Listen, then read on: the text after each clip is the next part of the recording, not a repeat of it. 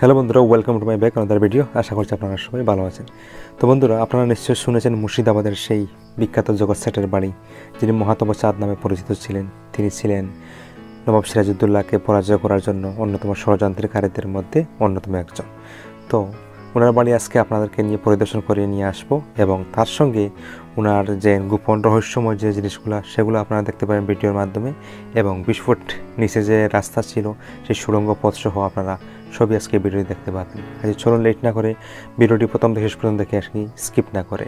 Let's start. আপনারা দেখতে পাচ্ছেন এখন হাউস অফ জগৎ শেঠ মিউজিয়াম, যেটি 1980 সালে প্রতিষ্ঠিত হয়েছিল।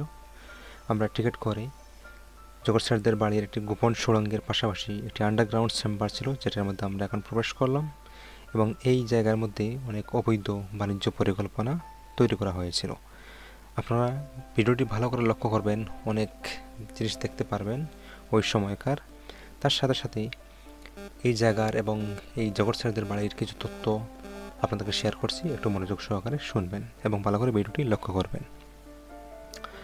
জগৎ শেঠ বাংলার একটি মর্যাদাকর পদবি, যা একজন ঐশ্বর্যশালী ব্যক্তিকে নির্দেশ করত। তবে এই পদাধিকারী মহাতব চাঁদ নবাব সিরাজউদ্দৌলার সময়ে একজন বিশেষ ক্ষমতাধর রাজন্য ছিলেন। তৎকালীন সময়ে বাংলার শ্রেষ্ঠ ধনীও ছিলেন তিনি।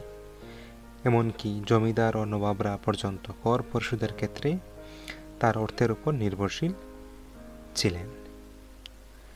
যাদের চক্রান্তের শিকার হয়ে নবাব সিরাজউদ্দৌলা পলাশীর যুদ্ধে পরাজিত হয়েছিলেন, তাদের একজন হিসাবে তাকে চিহ্নিত করা হয়।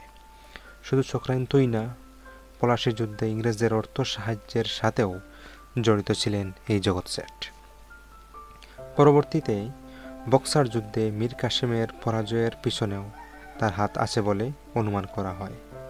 মীর কাসেম তাকে সুউচ্চ এক ভগ্নপ্রায় দুর্গ থেকে নিচের নদীতে ফেলে হত্যা করেন। আমরা সেই গোপন সুড়ঙ্গের পথেই সামনের দিকে এগিয়ে যাচ্ছি।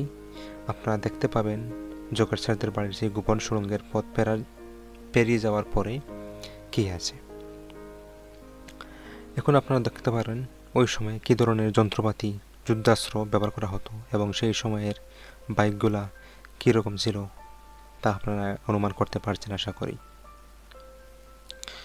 তার সাথে আপনাদেরকে আমরা এখন দেখাবো যে ওই সময়কার কী ধরনের ঘড়ি ব্যবহার করা হতো, তা আপনারা দেখতে পাচ্ছেন। এখন ভালো করে লক্ষ্য করুন যে ওই সময়কার ঘড়িগুলা কী রকমের ছিল, কী ধরনের ঘড়িগুলা ব্যবহার করা হতো।